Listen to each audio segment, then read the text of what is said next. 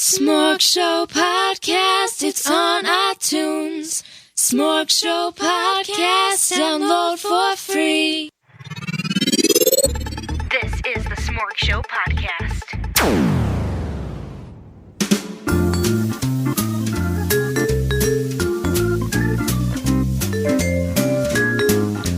Welcome back to another episode of the Smorg Show Podcast. Oh, this feels so nostalgic. Doesn't it?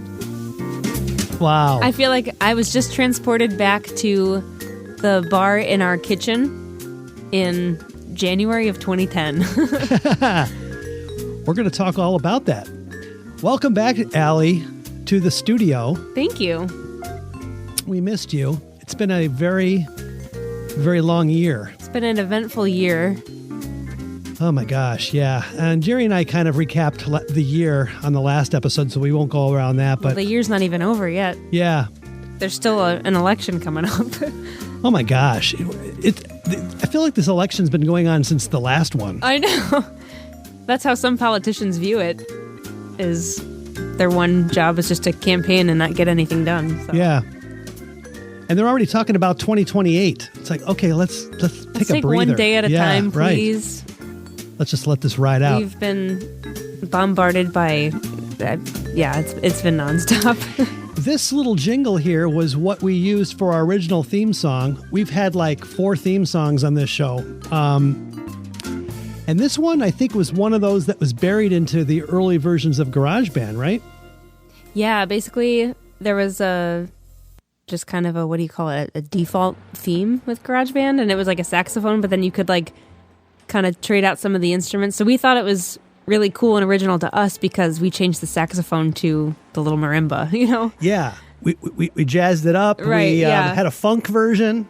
Yes, I remember that too. There a blues version. Yeah. So, but technically the melody, I mean, is that copywritten material or is it public domain? I think that was public domain. They put it in there. Well, it's too late now. So yeah. You haven't had any lawsuits against you. So. And that opening stinger, that boom, boom, boom, that thing. Also one of the originals. Yeah.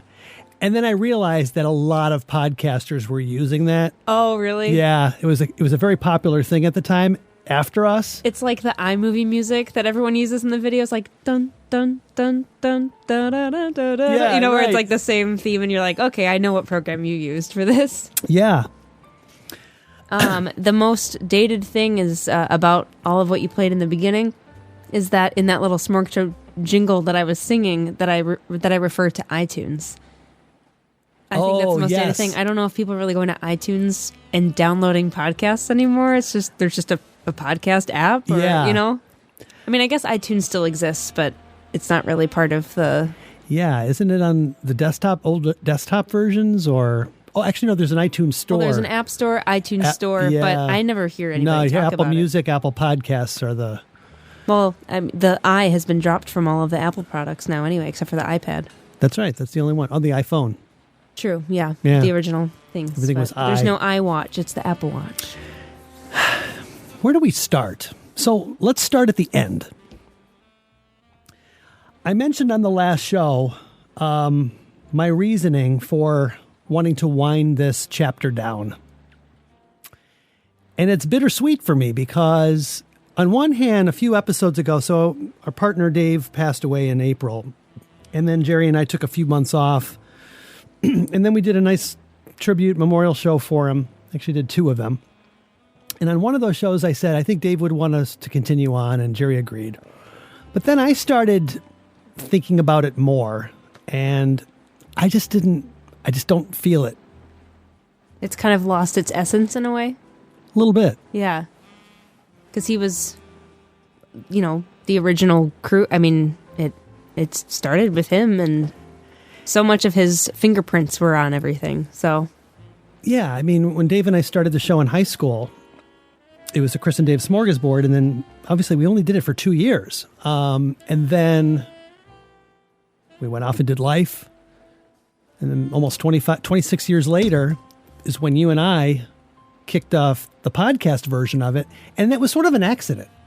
We were just playing around yeah, one day. You're right. I said, let's get the recording equipment out from the crawl space that I had saved for many years, a couple of Radio Shack microphones and a mixer, and set it up on the kitchen table. Was that the same? Was our first episode also when we did the on the road going to Sonic and then recording from the jar? That was the same first episode. It was just I just put a few bits together. We were playing, We were. And then I said, hey, let's post this as a podcast. I didn't know anything about podcasting. It was relatively new. And that was a very new. That was a time when you said podcast. People were like, "What is that?" And it's like, "Oh, it's internet radio." And and at the time, you actually had to download the episode to a device. Yes, in order to listen, like an iPod. iPod, right? Yeah. iPod Nano. Nano at Shuffle. The time? Nano, yeah. Well, what was cool about the iPod Nano was that you could see artwork, album artwork, and there. I remember in episodes we experimented with like a different topic we would talk about. You would like be able to switch the picture, but if you were listening on an iPod Shuffle, you didn't, have the luxury of seeing what we were talking about.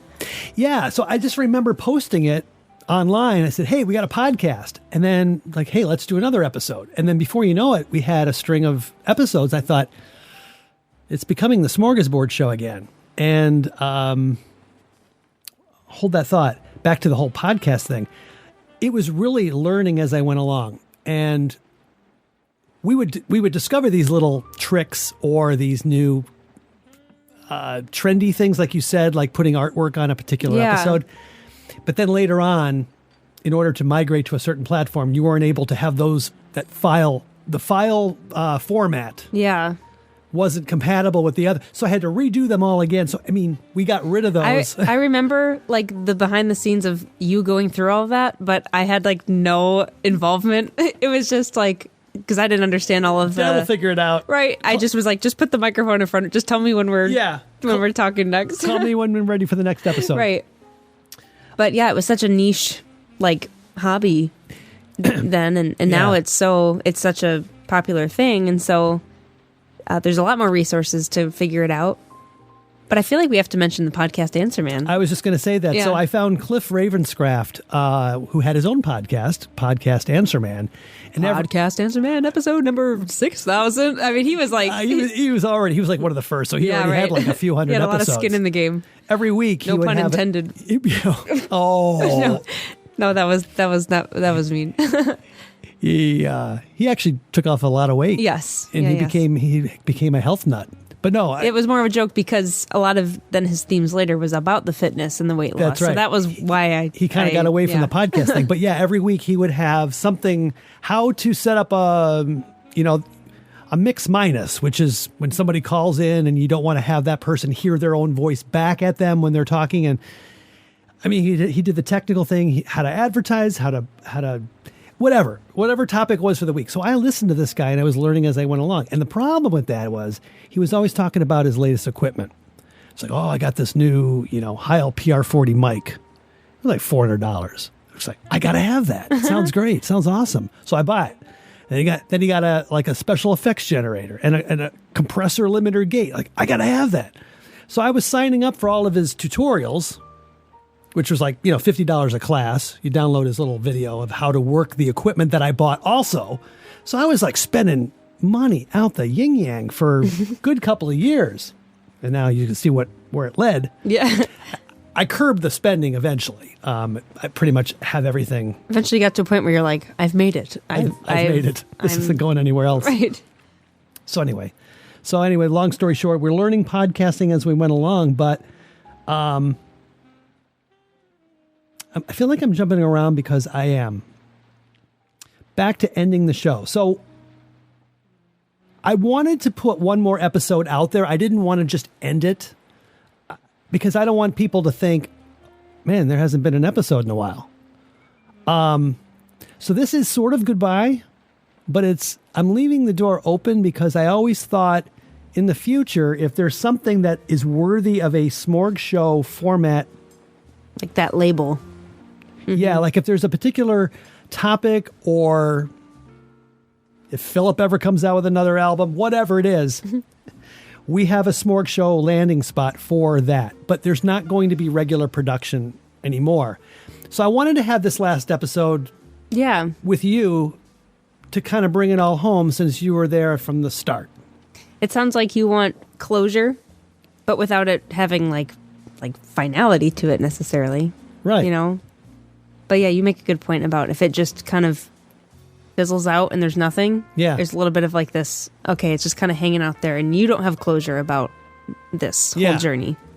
You know, it's kind of like exactly 40 years ago, we ended the first Smorgasbord Radio Show in high school, 1984. So in a way, that was closing the door, and then it, surfaced 26 years later in another genre, the podcast format. But it was like a new generation of it, like a reboot, you know? So I feel it feels fitting that now it's sort of like the closing of the second iteration. Yeah. Yeah. Yeah. I mean, it does feel very full circle to have started this with you and all the, like, even though it had the same like rhythm as the original, I loved that we had our own spin on it too, and we have our own plethora of memories tied to it also. And we're going to we're going to talk about some of those. Well, and what's so nice about this communication form is like this compared to radio is it's saved and it's still out there to access again. Yeah, for better or for worse, because there's some stuff out there. It's like, oh man. In fact, you're like, wipe it clean. That's what we're going to do now. Here's I didn't purposely go out and do a retrospective here. I didn't want to go through all the episodes that we've done so many best We've had anniversary shows. Of those where we look back, But there were a couple of things I wanted to just pull down. And here's one. The first time that I introduced you to the audience. Hello, Allison. Please come in. Hi, how's it going? Hey, it's good. This is my daughter. Hello. Almost 12 years old now. My birthday's in a month. Well, happy early birthday to you. Thanks. I've been trying to introduce this my whole old life to Allie over the years, and for a while there, she really didn't have any grasp on what I did.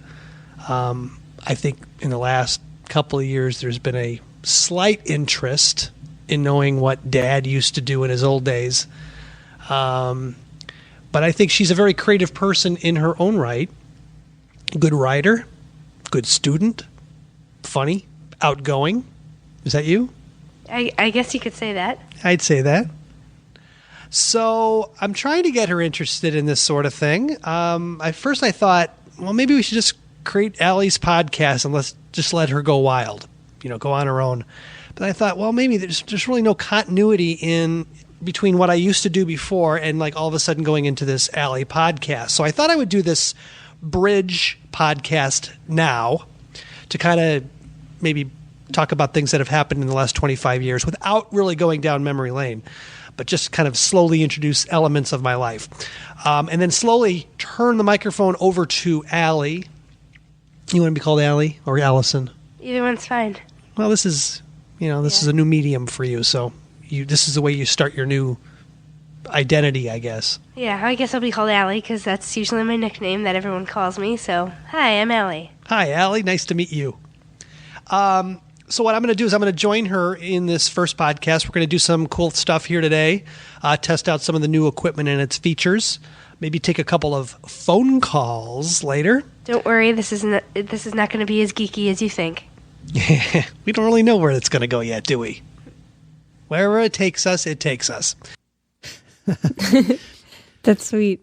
Two things about what I brought to the show very early on was a lot of dead air and a lot of congestion. Yes, you had I feel like I had a cold for the first 8 episodes. I know. That stuffed up nose. That is so cute. The wherever it takes us is where it takes us. And I feel like you're watching the final episode of a sitcom, and they look back on things, and then the audience just is like, oh, it's right. It feels very. Yeah, this is 15 years ago now. Now, what I just took away from that, I had not heard that in years. My vision obviously was we were watching iCarly at the time. Yes. So that was sort of the inspiration I was thinking, hey, we were going to not call it iAlley or something, but we were going to have I was going to get you into doing your own podcast. It didn't work out that way. We did have an episode where you and your friend did a show once, and I sat it out, and you just kind of took over, and it was kind of cute. There were a couple of those because the friend I'm thinking of is Kat, Daryl's daughter, Kat, I think. Right. Came over.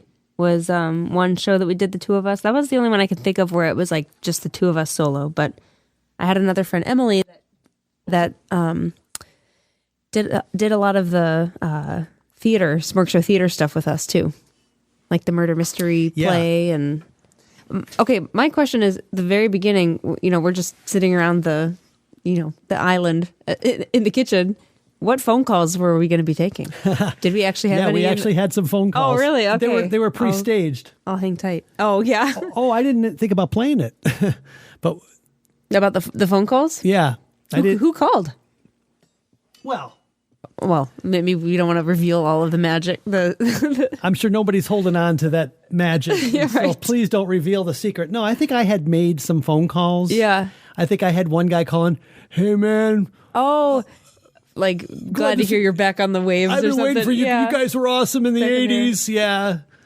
Yeah. So it was calls that you wished would have been in your voicemail box. Yeah.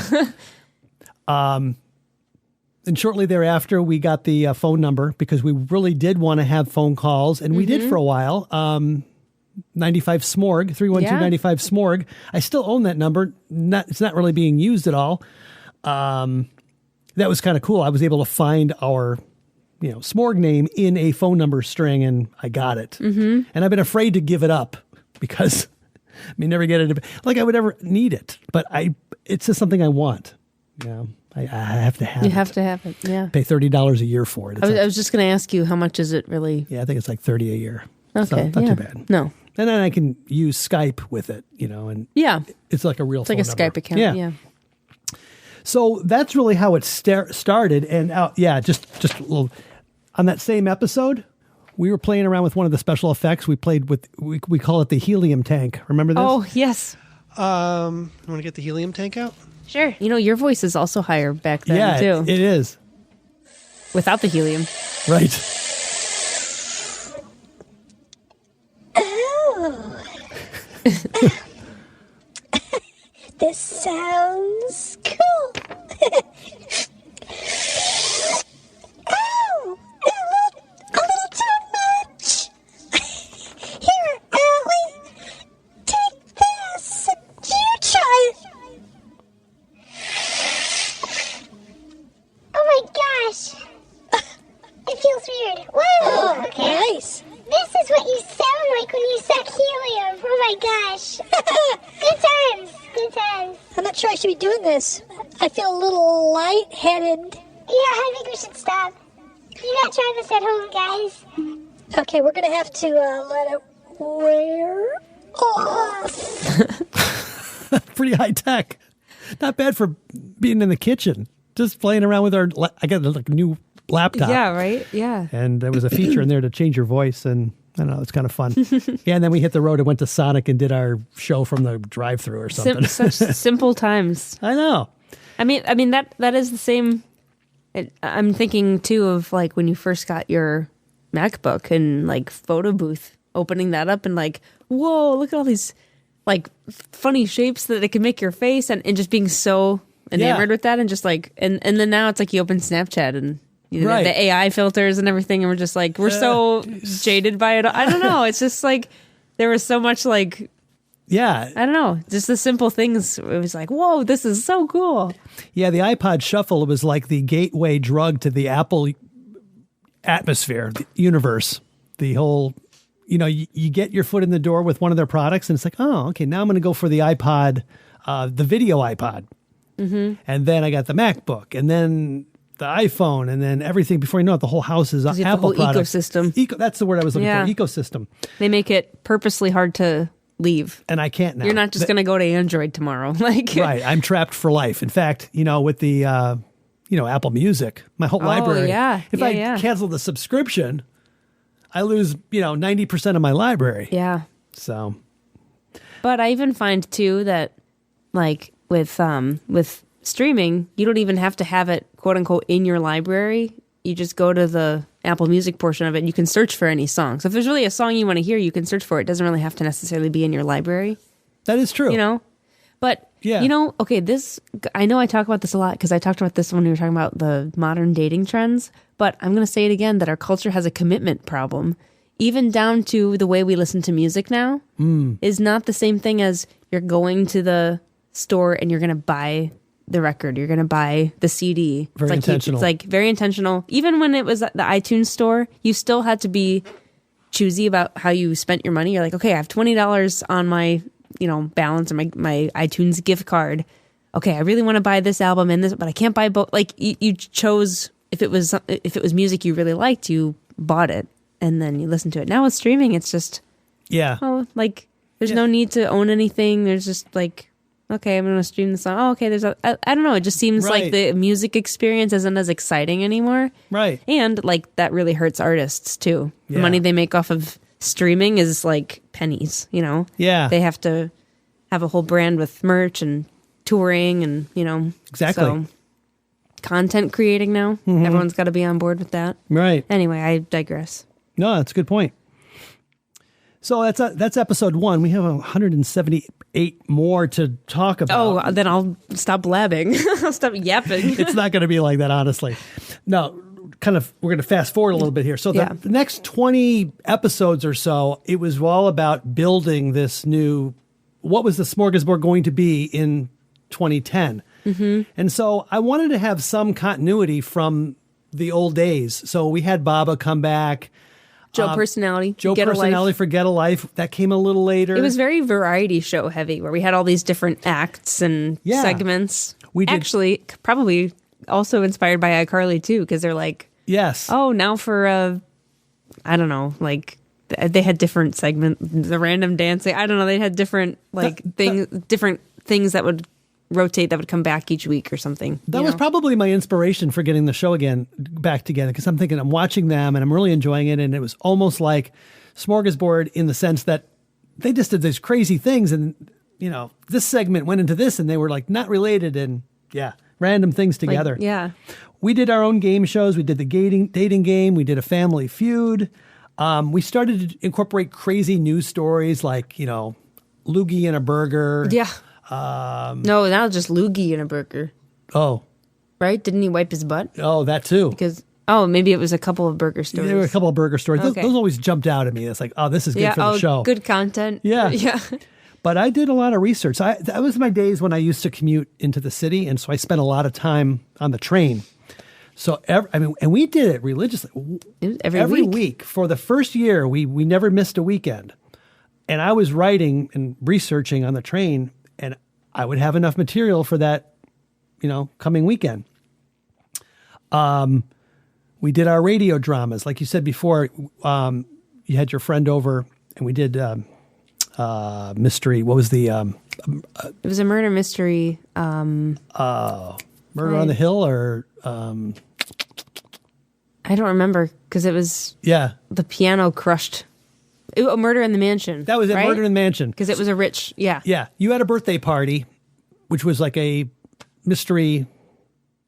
mystery theme. Murder mystery theme. Everyone's invitation said, here's the character you're going to be playing. So then they would show up in costume, and then we all had a script, and then we found out by the end of the party who committed the murder, So I thought we would take that script from the party and make it into a radio play and add in some sound effects. Of those voices that first debuted on that were then reoccurring characters. Anthony Luperini made his debut. That's right. Yeah.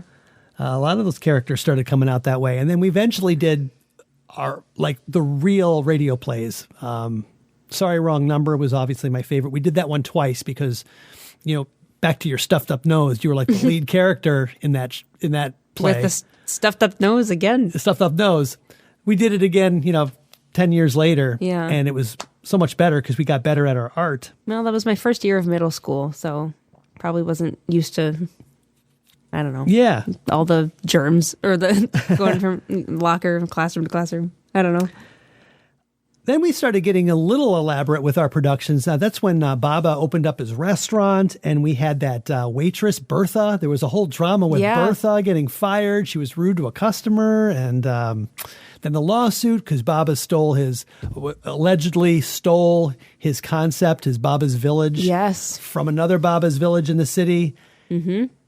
That was a nightmare. And then he had to relaunch it. He had commercials that had to get... Conrad Blackwell. He was going to take legal action against Baba. Oh, it was so stressful time for Baba. Yeah. Yes. And then then another one of my tricks, we decided to roll out our own podcast app so people could listen to it on the road. Because before, you could only download episodes into your player. So you had the MP3 player, download it. But then eventually, when you had the iPhone, you could just stream it from the podcast. So the app, or Smorg Show app, was the first time that was possible? I think so, yeah. It was like, listen on the go. That's cool. Yeah. Our podcast host allowed you to create an app, and then people could download it from the iTunes store, app store. And then... you could listen to it, and then you could add bonus content. So we would put some extra little features on there for to entice somebody to get it. I never saw a dime. I think you had to have at least 100 downloads. Maybe you're so close. Maybe you're on the cusp of 98, and maybe in a couple years you'll finally see a check. A check for $2. So we have a couple of commercials that we did for this. Remember these were fun. These were fun to make. Here's first one. Hey, Smorg Show fans, check out the new Smorg Show podcast app, available now in the iTunes App Store. Exclusive content, extras, and it's a great way to help me put Allie through college. Search Smorg Show Podcast in the iTunes App Store. Good thing you got a scholarship. Yeah, that didn't make a dent. No, it didn't at all. My podcast career never really blossomed to help support that. You ventured into the voice acting. Oh, we'll talk about that. Okay. Yeah. I don't want to get ahead. Yeah. Here's the real commercial that we made. Hey, Smorg Show listeners. We've got special news for our iPhone and iPod Touch owners. There's a Smorg Show podcast app. That's right. And the app includes the following. All of our shows in our catalog. Wallpaper to download. Ways to contact us. And bonus features. Such as bloopers and outtakes. All yours for just $1.99. Wow, that is a real bargain. It sure is. Search for Smorg Show Podcast in the iTunes App Store. Buy it now. There we go. That'll really hooks your interest. Yeah, we started to get really creative with some of these bits. Here's another one. I haven't heard this one in a while. This is just a promo for the show. Does anybody remember the 1980s? Well, way back then, there was this cute little radio show in suburban Chicago. It was called the Chris and Dave Smorgasbord. Boy, was it funny. Well, now, flash forward 25 years later, and half of that radio duo, Chris, is pairing up with his daughter, Allie. Me! That's right, and we're in podcast form. We call it the Smorg Show Podcast. Hey, that's pretty clever. It's a weekly comedy show. Give us a call at 312-95-SMORG and we'll play your message right here on the show. The Smorg Show Podcast includes some of the funniest things, like funny Indian folktales, funny news stories, and just funny you name it. The Smorg Show Podcast is available at iTunes and at our website, smorgshow.com. Check it out. That was the one I was thinking of when you played the previous one. I think at the end I had you tickle my neck so that I could. Right. That worked every time. It worked. That was, wow. The amount of energy that I brought into that, I wish I bottled it. I know, for the actual episodes. Because I'm saying so many of the episodes are just like, hi. Like, I am normal. That was probably 40 episodes in or something. Maybe. And so you were getting your groove. Yeah. You're getting used to it. But yeah, I mean, it was fun coming down here into the basement. I had a little table on the other side of the basement, which kept growing as well. But we had no room protection, to absorb the sound. It was just out in the basement, so you can hear some of those earlier episodes with the reverb in the basement. But we'd come when down. we would be recording and it's, we forgot to turn off the furnace and we'd have to start over. Yeah, the furnace was right there. And my mom being upstairs and we're recording something for like an hour and she's like upstairs and it's in the middle of winter and she's like February, she's like freezing. It's like, she's like, are you guys going to turn the heat back? Yeah, right. I turned it off tonight for this because we still have it in the basement. Even though we're in a protected room, we can still hear the furnace when it goes up. I'm wondering if the space heater is getting picked up. I turned it off. Oh, okay. Yeah, it's getting a little chilly down here. I have a space heater here. Yeah. You just have all of your guests freeze for the sake of good quality. Yeah.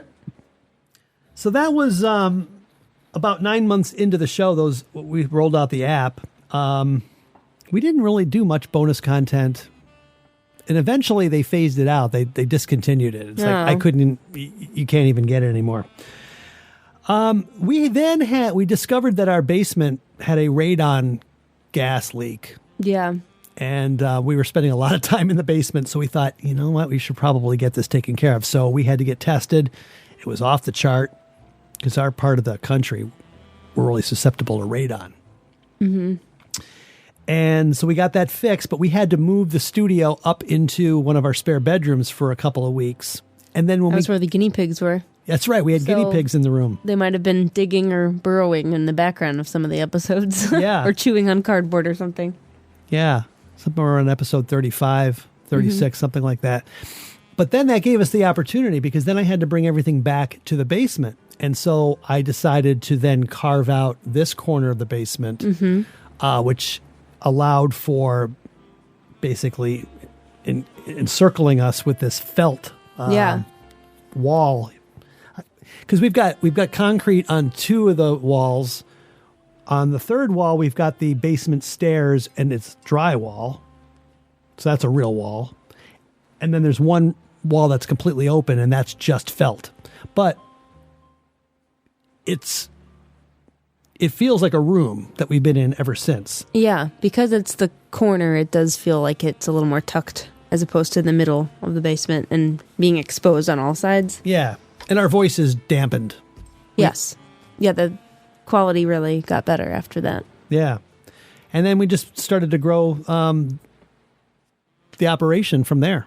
This part of the basement used to be my playroom, kitchen area. Yeah. You know, You used to serve me little meals from your little plastic and then kitchenware. the smorgasbord theme, the food theme. That's right. How prophetic. That's right. Our Halloween spook fests. That was fun, reading, ghost stories, or we just had cool sound effects and had some fun Halloween songs. Yeah. Who's the boogie? The boogeyman. The boogeyman. Yeah. I liked playing. You gave me a lot of opportunities to come up with something on the keyboard too, because I remember playing a lot of the organ music for the Halloween shows, or just those two promos that you played with the little horns in the background. That was on my piano. Yeah. Although I liked putting all the little sound effects in there, so I feel like there was a lot of. I'm thinking of some of the radio plays too, like "It's a Wonderful Life." I think I did a lot of the music on my keyboard too. Yeah. So. Yeah, we had a keyboard in here for a while. Now, throughout the thread of all of these episodes up until this point, so this whole almost first year, there was always in the back of my mind, man, Dave would really enjoy this. Yeah. And I've got to find him. We had lost touch for at least 6 or 7 years, and I didn't know where he was.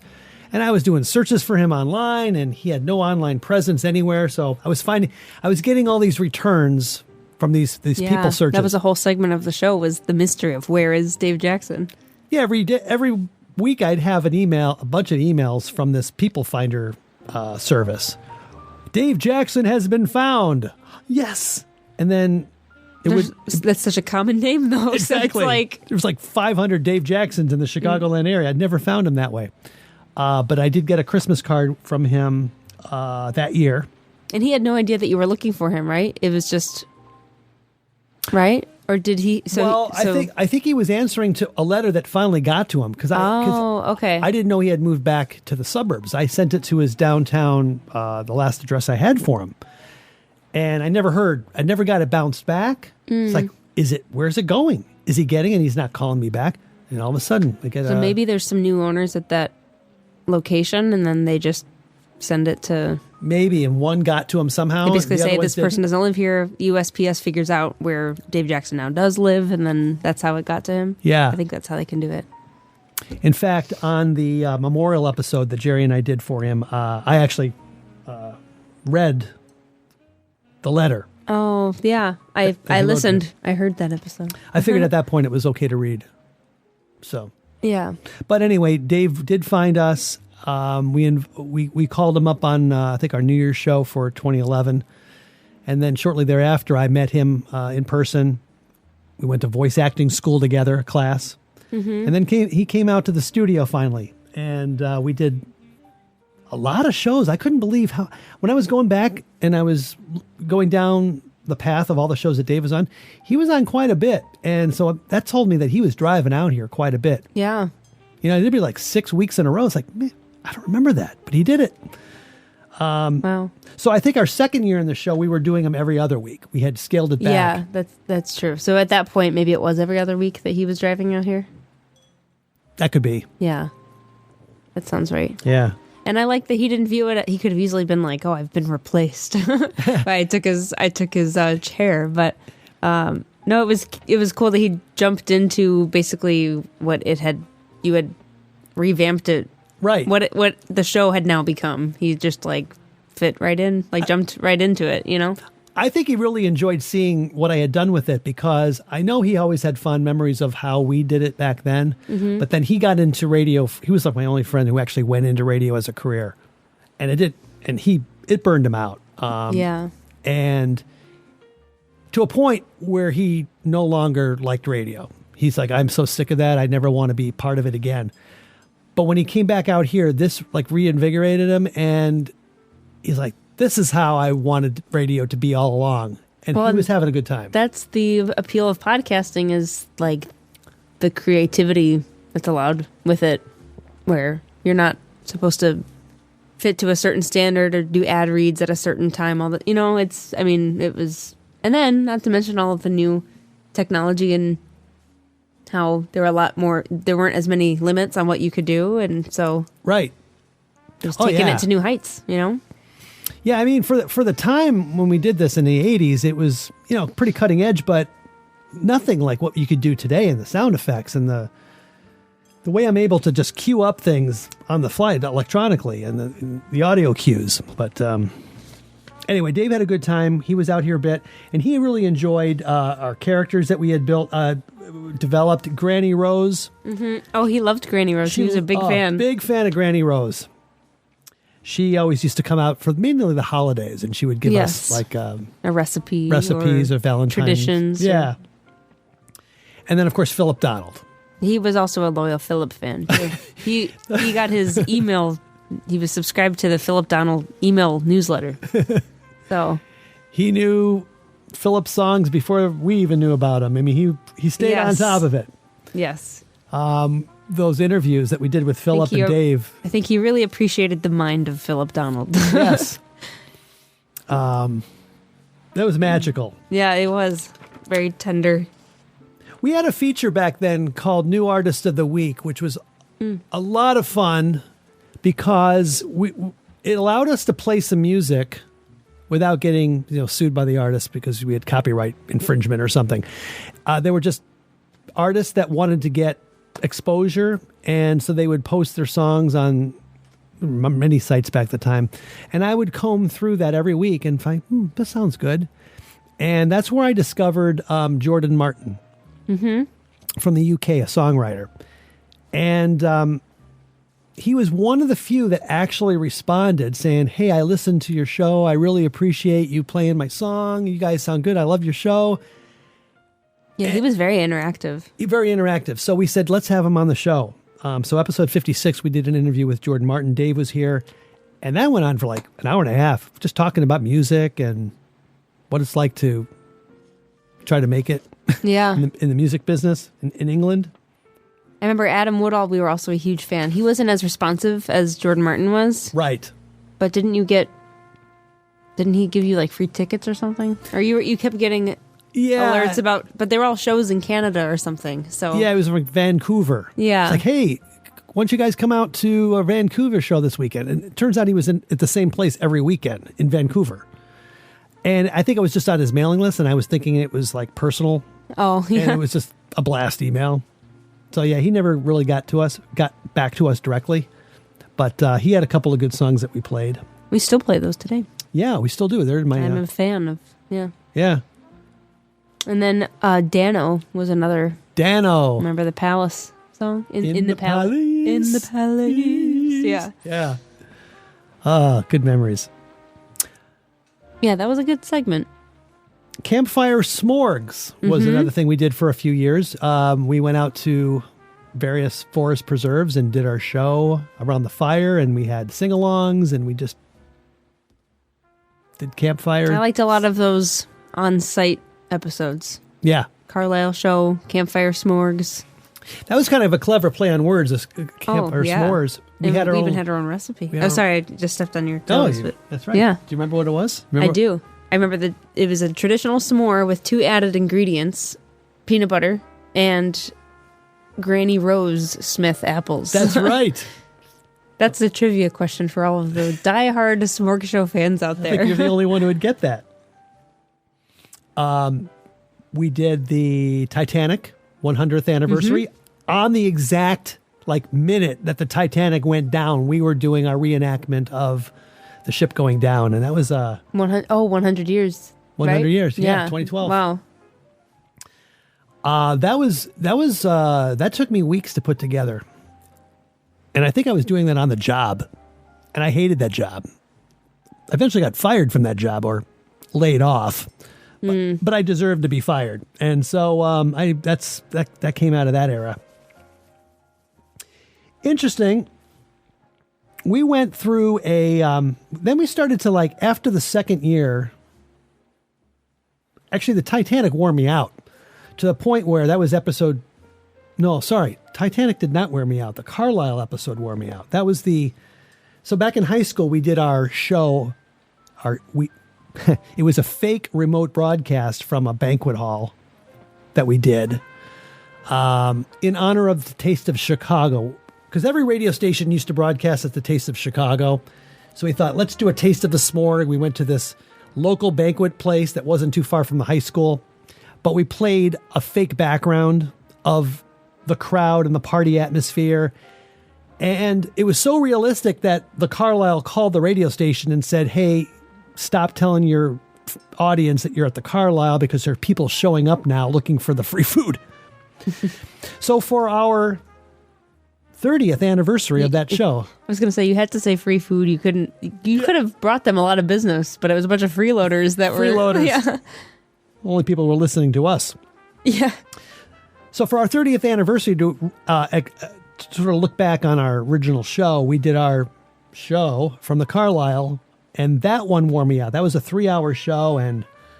I was thinking that It's a Wonderful Life wore you out. That did wear me out. But that might have worn you out for the radio plays for a while, because we hadn't done one for a while after that show. Yeah, that was before the Carlisle, the It's a Wonderful Life. But all those things, the radio plays, Carlisle show, the Halloween show, the Titanic, Campfire Smorgs, that I think was I'm trying to think how to explain it. That was the magic of I think that was what was kind of the staple for the second iteration of this show. Yeah. Those productions. And I think in that, in the first few weeks where we had kind of more of that variety show format, that was very reminiscent of the radio show days. But it was trying to find what our new thing was. Yeah. And definitely all of those magic of theater sort of things was, I think, where we really captured it. And it was really that was when those were our true flourishing episodes. Does that make sense? Absolutely. I think we found our thing in those episodes. Right. They got very elaborate to the point where I was trying to top myself every time, and it just to a point where I think the Carlisle then became the first pseudo end of the show because I let it elapse. I got a new job at that time, and I was really focusing all my attention on that. I put the voiceover stuff on hold because I had done some jobs there, but that wasn't going anywhere. So the show kind of ended for a while until the following year, and that's when I want to put that on hold. But one thing I want to comment on, the last thing in this first era, to show you the span of time in between the episodes. Episode 79 was when you were starting high school. That's so funny that from 3 years of middle school and we still didn't get to episode 100 yet. Right. You know? Episode 79 was when you started high school. Episode 87 was when you finished high school. Oh, wow. So we had 8 episodes in 4 years. They were very sporadic. Yeah. 2 episodes a year is what that averages out to. I know. So did we do any radio plays or anything nothing. between those? Wow. I don't think that was really just a dry spell. Oh, the Carlisle was in the middle of there. Yeah. So 87, you finished high school. And because you finished high school, well, actually, the fact that you started high school is when we stopped doing so much of these on a regular basis because you were, understandably involved in your friends and social activities after school, your own also, thing. Yeah, theater too was be at school till 8:30. Yeah. But certainly when you finished high school and you were going to college, I really needed to find, if I was going to keep this thing going, I needed to get the guys to step up a little bit more. And that's really... And in a way, that's kind of a reflection of just that was a hard transitional period because there's like the growing pains and there's the thing that we had together as a father-daughter and it was looking different. And it was like, okay, what does... Not that our relationship was defined on the show itself, but it was like that was a huge thing that we bonded over. So it was like, okay, what's that new... What does it look like now? Right. I'm going to get choked up. I know.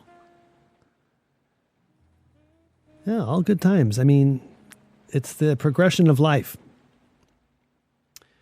We, towards the end of 2017 is when I think I found my groove again and I knew exactly how I wanted to take the show. It was basically a relaunch. And that's when I started to incorporate more of Dave and Jerry. So the shows weren't... They would come out here and we would do 3 or 4 episodes together and then I wouldn't see them for 2 or 3 months. So you'd get this burst of creativity and then it would kind of die away. It's like, hey, we're back. It's been a long time. Yeah, right. And then we'd fall away. And that was how we kind of did the next several years. Like many episodes started with, well, we got a lot to fill you with. Like it was very like, hey, we're back. That's so true that every episode started like that. Yeah. And the 100th episode finally hit I think it was 2018. So we did that from the barn. And then we went through the COVID era, which I don't think we need to spend too much time there. No, but I think that was a pivotal moment because that, I think, really shaped what now... I know that this is all naturally going to segue into what's next, but the COVID era was a pivotal time in shaping now what you and Jerry have created. Yes. So absolutely, you nailed it. Because isn't it funny that we never talked about politics at all, and it was like we are not making this a political show. This is a family show. This is supposed to bring everybody together. And then when COVID happened, and it was like, now you listen to just any average episode you and Jerry have done, and it's like it's controversial. Yeah, Oh, I know. So, we were talking about the lockdowns. We were talking about the vaccine. We were talking about how we're dying on our sword. We're not going to succumb to the pressure of the temptations. First it was temptations. Then it became threats. And then it became, you're outcast from society if you don't believe this. And so that's when the the chief conspiracy correspondent, that's when the he CCC, stepped into his role. Yeah, that's when Jerry. It was a way in. to cope with the madness, and quite honestly, the madness hasn't really stopped. It just comes in different forms. Yeah, now. I know.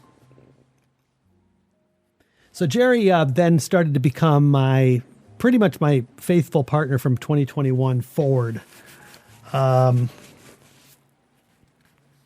we had Echo Smith on the show. Mm-hmm. During the COVID period, we because had a video call with them. I'm looking at the framed picture of it. Yeah. That was cool. Yeah, that was cool. And that's when I think we solidified ourselves in their minds. They know who we are from that experience. Yeah, because they saw the studio, because they could see us. Right.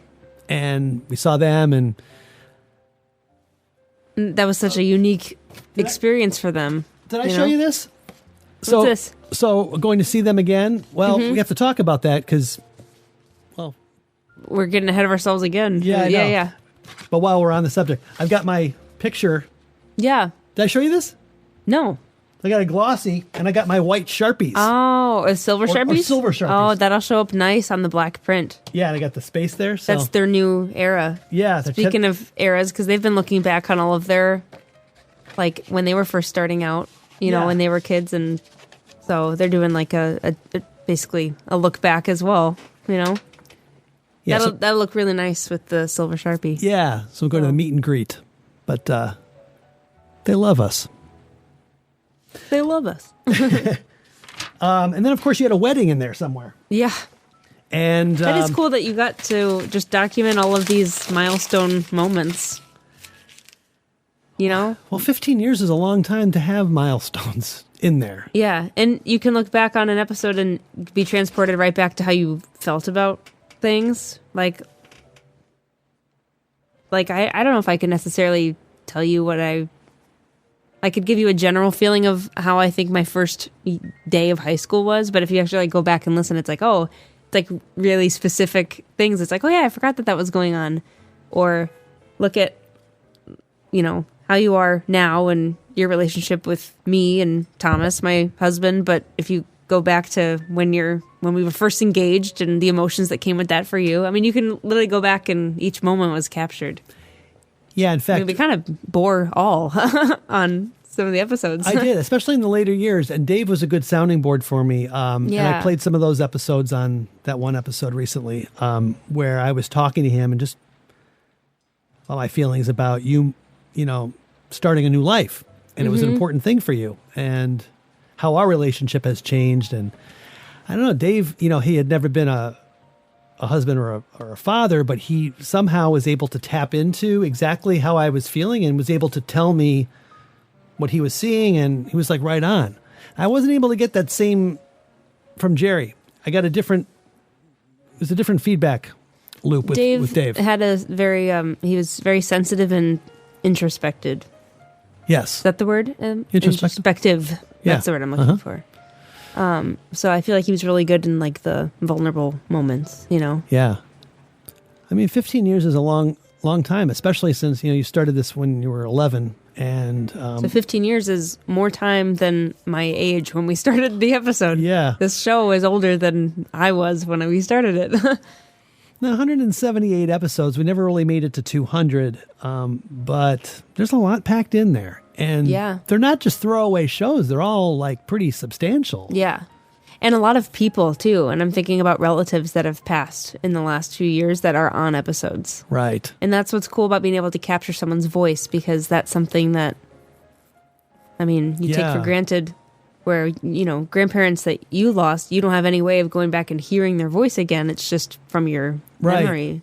We can go back and hear, you know, like voices of people. So yeah, that's cool. It brings it to life, you know? Yeah, all the relatives made it on one of the episodes, either through the radio plays or, you know, like my my dad with the French quiz, because he had just moved back from France. And he did some narration for the Ravine play that we did, too. Right. He was a good, like...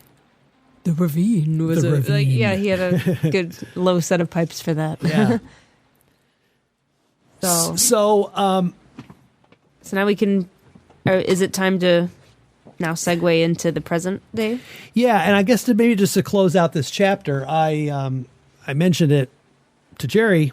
I think we kind of started the show with this, but I don't want to end this, whatever this is, this hobby, this passion of mine, because it's been with me since I was 7 or 8 years old with my first tape recorder. So I don't ever see myself being able to close the book on this. Mm-hmm. But I think the Smorgasbord can evolve to something else now. And as I look back on the last, 20, 30 episodes with Jerry, they've been less variety focused like some of our earlier ones, which was more of the Smorgasbord brand with, variety. Mm-hmm. And they become more topical in nature, where it's just Jerry and me talking. And yeah, we would have an occasional Baba segment or whatever, but it was less grandiose as we went on. So I thought about having something in eating genre of like Smorgasbord, now moving into this supper club idea. And I think of supper club as this underground, exclusive Lounge. Where you could have casual conversation, just kick back. And so this is, you can hear this background. I see the vision. This is like a coffee shop in New York City, rainy outside.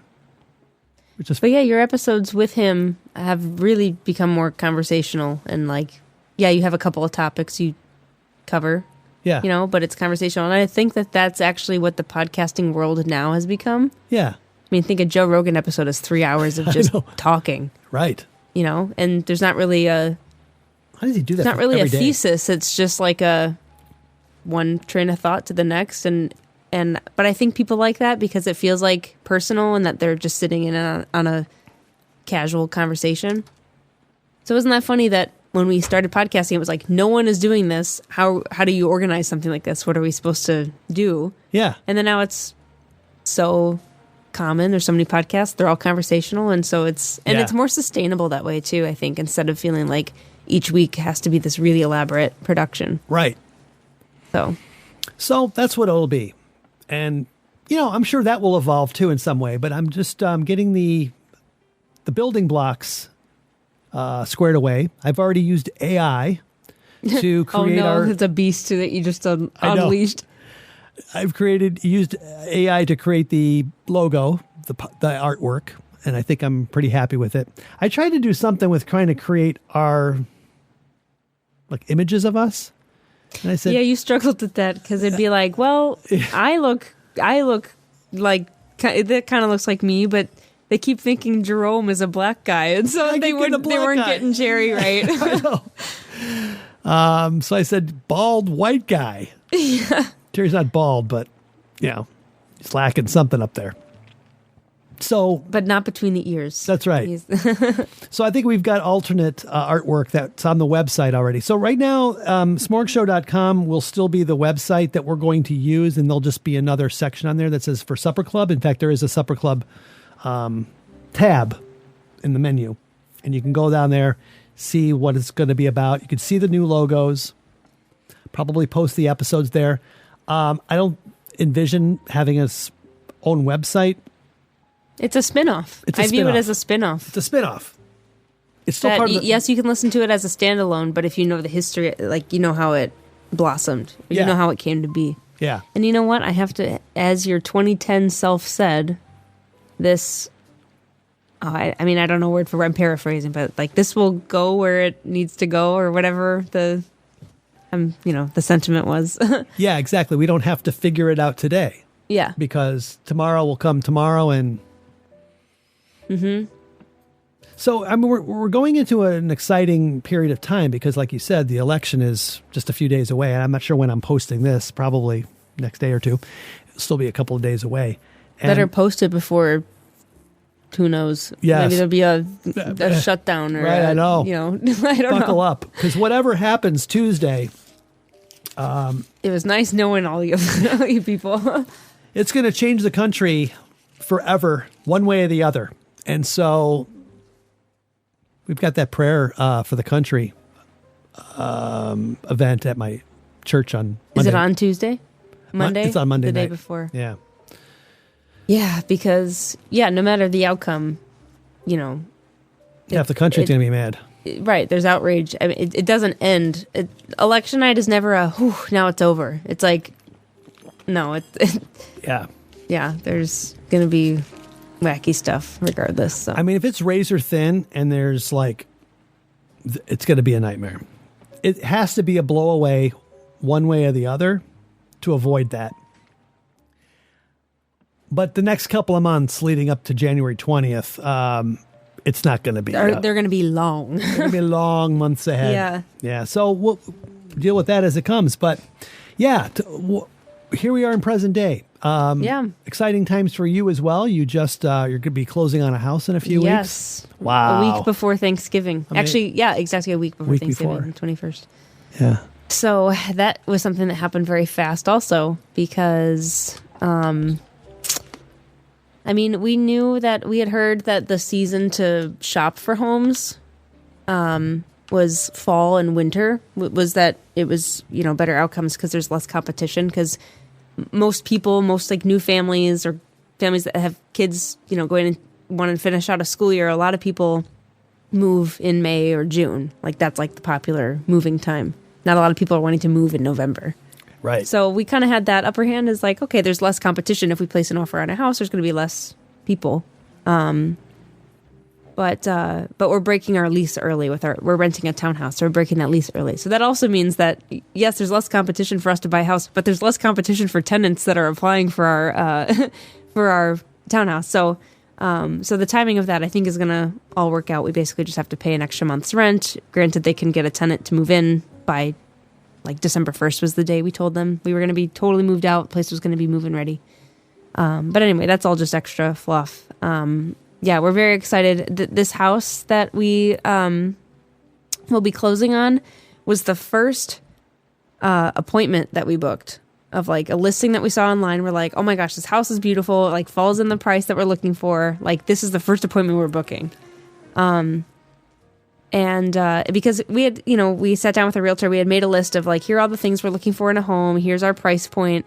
And she was like, okay, like I like to just get this all out there to see what people's expectations are, what they have in mind. She's like, you might have to compromise on a couple things. You might not find a house that has this many bathrooms. You might have to make some sacrifices. Yeah. Trade-offs. So this house, yeah, we booked the appointment.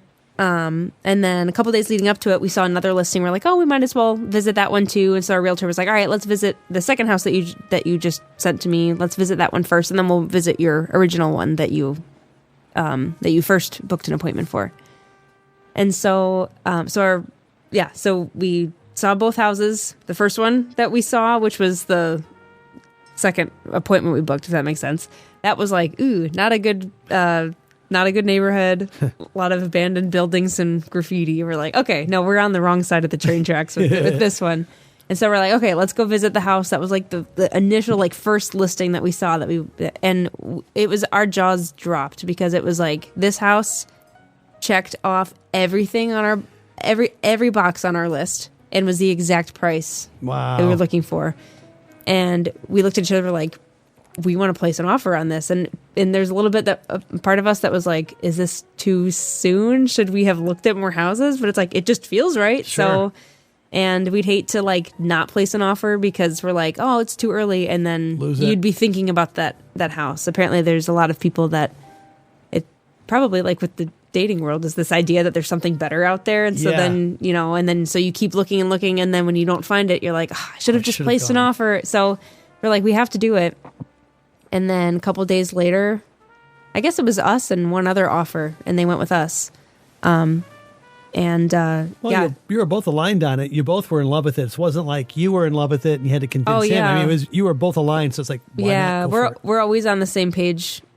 I feel like we have the same, even the same taste in furniture and decorating stuff. I feel like we have always been in kind of alignment on that.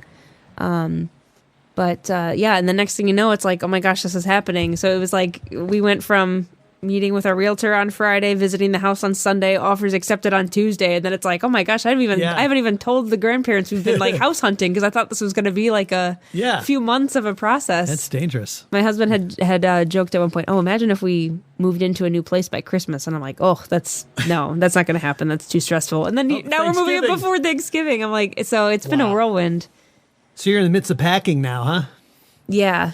So I have some friends that are going to be that I'm bribing with wine and dinner to come over and help pack. It's like beer and pizza for the guys. I know. And so then the nice thing is that we'll close on the house November 21st. Then that following weekend will be like our, we'll move most of the stuff over, but then we still have like a week. About 10 days or something before we have to actually be out of our townhouse. So that's nice to kind of move some things over, move the garage in stages, because that is like a nightmare. All the stuff in our garage. Yeah. So you're going to get a big U-Haul or a big moving truck like you had when you moved into this place now? I Probably. Figure it out. I mean, yeah. I mean, we have a lot of people that have already volunteered to help, and one guy from our church could actually get a U-Haul for really cheap for us. He's like, just tell me where to be, and he's like, I'm fine with making multiple trips. So, yeah, it's really exciting. I know it's so exciting. Obviously, we're not going to be able to host Thanksgiving because it'll be you'll be over here. But I'm excited to be settled in and all decorated for Christmas. And we were thinking about maybe doing like a combined New Year's / housewarming kind of party. You know. Well, in some ways, we were putting ourselves on hold until you figured out what you were going to do, because there's always been talk potentially of leaving the state. And we didn't want to. We're eventually going to want to downsize because this house is too big for the two of us, and we're tired of, keeping up with the lawn and the gardening and all that sort of thing. So look into something more maintenance free. Want to move into our townhouse? Yeah, right. that we're trying to rent out. Trying to rent out. But now that you've,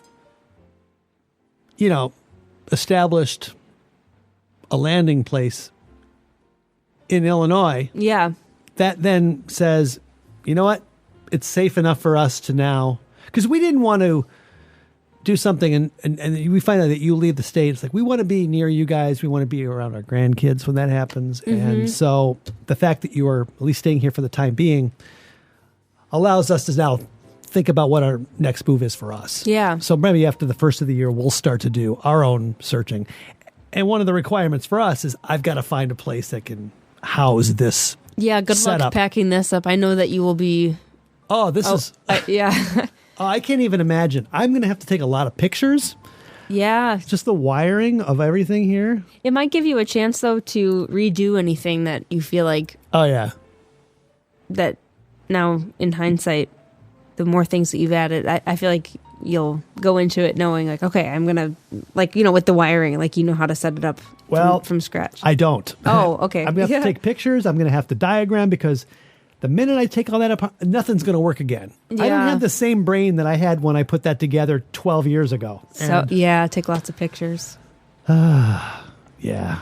But I'm even thinking, like, layout-wise, like, you might move things and just... Because, literally, most of this stuff was, you didn't know all of this was going to be in here at some time. So you just kind of added things wherever there was an empty pocket. Yeah, right. It doesn't allow me to expand, and this should have expanded 5 years ago, because there's so much packed in here. It's hard to walk around. Yeah, I can't extend it. If I go that way, it blocks the crawl space. It doesn't work. Yeah. So wherever I go, it's going to be in a space that could be open up. You would almost need... like just a room, like an actual, a real room. And then you could put the foam sound panels on the walls. You could do that too. But that at least, I'm thinking of when we were visiting, we were walking through, wasn't it in like Tennessee, just for the heck of it? We went to, like some of those like row houses or something where they had like a third floor. Yeah, and it was like a media room, and you're like, oh, that would be like a dream studio space. Oh yeah, so something like that. You need something like that. Yeah, in Texas they don't have basements because I think it's all clay. So they have their homes down there are different. They have third level for those media rooms. I haven't found anything like that here. But I envision having a larger space where I can have a big table where it's conversational and places to put, cameras. We can do a whole studio. I don't know. We'll see. Yeah. That's the next chapter. Or maybe I don't want to do any of that because it's winding down in one form or another. It's never going to have the same fire that this show had when we were first starting it, because we had a 15-year run. Packed a lot of material in there. This supper club thing is going to be more spaced out. Whenever Jerry comes out here and we sit down and we have a conversation. But you guys can record enough content to break it up across multiple weeks, too. That is true. Yeah, we can do shorter. Or you could look at it as having a space like that will actually refuel a certain fire. And, it might. Yeah. You grow into the space that you... That is true. That you acquire, so... We'll see. Anything can happen. Yes. All right. What else didn't we cover? Or did we pretty much nail it all? I mean, I think that's what's been Yeah, I mean, I think we covered it all. You know, I had envisioned bringing all the characters back to talk to them one more time, but forget it. I'm exhausted. It's not goodbye to them either. We still keep in touch, so we'll somehow incorporate them in the supper club. They'll make maybe a guest appearance. They could do one of those group Zoom call things. Yeah. You know, all the celebrities in COVID did like a, I don't know, like they're really cringy. Like, I don't know. Well, Baba hasn't been over here since the Barn show, so he's pretty much. Oh, really? Yeah, that was the last time he was over in the States. He just has called in each time. He's called in, or he's like recorded and dropped it. He was stuck in India anyway with COVID travel restrictions, so I don't think he ever attempted to try to come back. No, he's in the Punjab district. He uses his Dropbox to send us his material when it's ready. You know, good for him that he knows how to use that. So I'm proud of him for using that resource. Yeah, good for him. He's 80-something. 82. Oh, actually, his birthday's 83 next week. Yeah, on Election Day, his birthday. That's right, November 5th. Mm-hmm. Oh, boy. I'll have to give him a call. Although his birthday will be... How many hours ahead is India? I'm trying to think. Oops, sorry. Oh, I got clipped. Cut, yeah.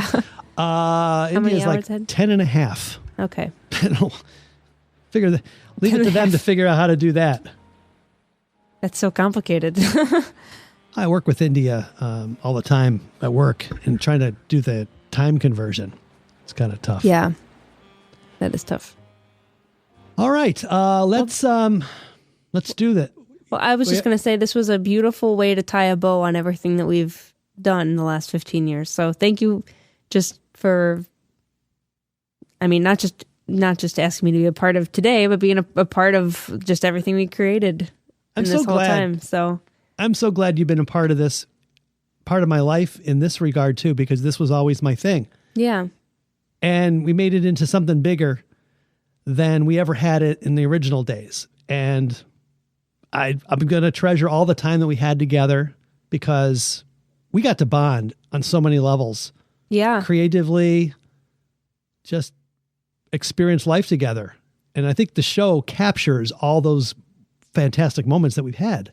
I mean, you really have a time capsule here, you know? An audio time capsule. Yeah. Absolutely, it does. And not everybody can say that they have all that captured. You know, their pivotal adolescent years being captured, for better or for worse. I know. Because sometimes I'm like, oh, I can't listen to that at all.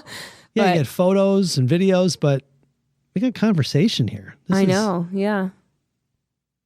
So let's do this one more time.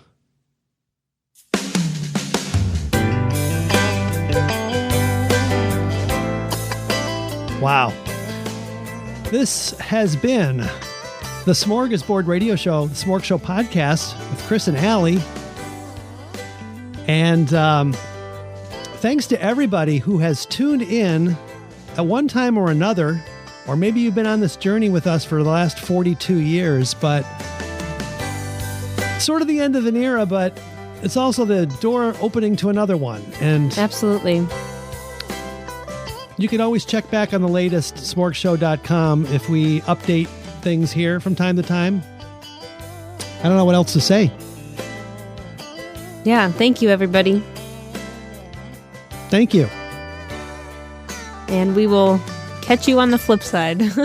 Catch you on the flip side. All right, let's just let this play out. Take it away, band. We did pay them for the whole hour, so let's get our money's worth. Right. All right.